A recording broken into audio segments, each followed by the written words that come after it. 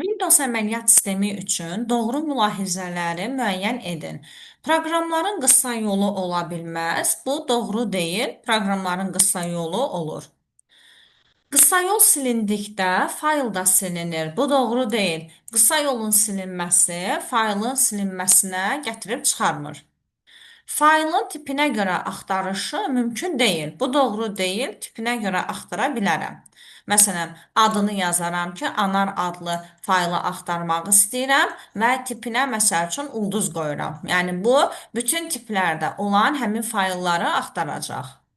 İş masasında yerləşən qovluqlar, fayllar onun əsas parametrlərinə aid deyil. Bu doğru deyil. İş masasında olan bütün obyektlər onun əsas elementləri hesab olunur.